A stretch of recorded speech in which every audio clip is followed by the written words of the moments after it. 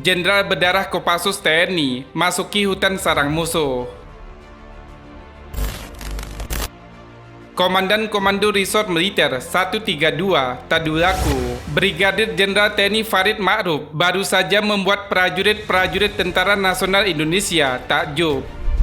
Bagaimana tidak, sang jenderal berdarah Komando Pasukan Khusus Kopassus itu dengan gagah berani mendatangi prajurit TNI di hutan Taman JK, Poso. Tak cuma asal berkunjung saja, yang bikin salut lagi, Brigjen TNI Farid Ma'ruf ikut jalan kaki menembus ganasnya rimba Poso untuk melakukan patroli keamanan.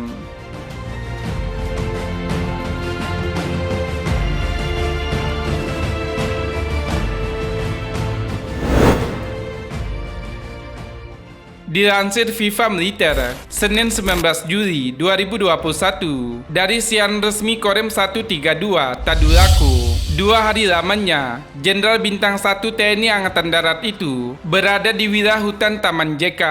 Dia menembus hutan Taman JK, didampingi pejabat Korem 132 Tadulaku. Lalu juga ada Komandan Kodim 1307 Poso dan Komandan Batalion Infanteri 174 Sintu Maroso, serta Komandan Unit Para Raider 502 Ujwala Yuda.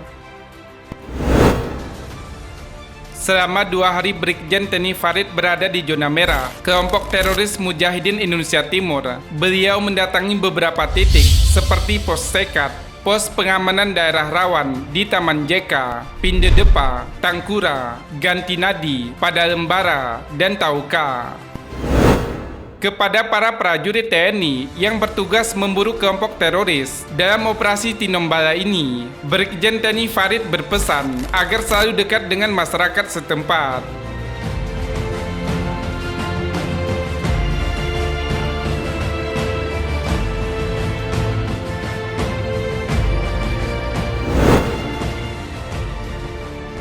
Perlu diketahui, wilayah yang didatangi Brigjen TNI Farid merupakan daerah yang sangat rawan dan berbahaya. Sudah banyak aparat keamanan yang meregang nyawa di wilayah ini. Wilayah ini dijadikan sarang persembunyian bagi kelompok teroris MIT yang dibentuk mendiang Santoso. Rekam jejak Santoso sangat mengerikan. Sudah lebih setengah lusin anggota polisi gugur di tengah kelompoknya. Tercatat ada 8 polisi tewas. Anggota polisi yang pertama kali menjadi korban kelompok Santoso ialah 2 personel Polsek Poso, Pesisir Selatan, yaitu Bribtu Andi Sapa dari tim Buser dan Kepala Unit Intelkam, Brigadir Sudirman. Keduanya dibunuh dengan cara tak manusiawi. Leher mereka digorok, tangan mereka diikat, dan jenazah mereka dipendam ke dalam lumpur di hutan wilayah Gunung Biru. Keduanya dibunuh dengan disiksa terlebih dahulu.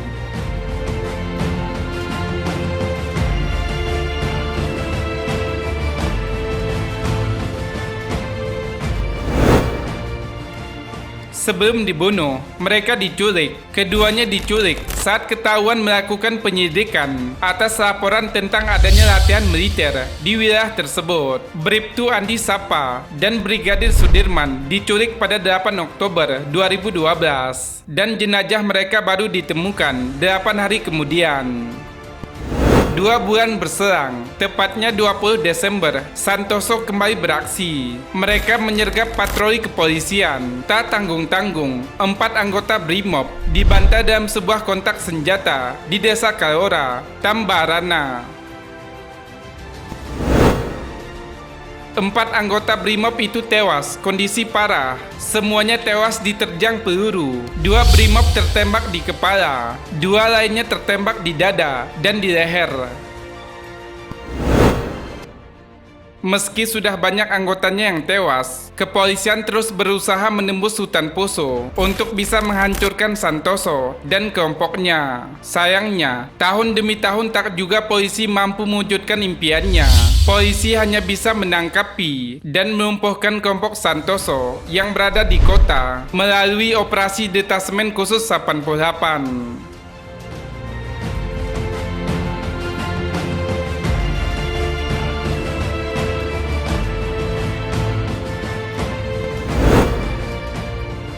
Malah di tahun-tahun berikutnya, Brimob harus kehilangan anggotanya di hutan Poso. Pada 6 Februari 2014, anggota Brimob Polda Sulteng bernama Barada Putu Satria Wibawa tewas dalam baku tembak di Desa Tauka.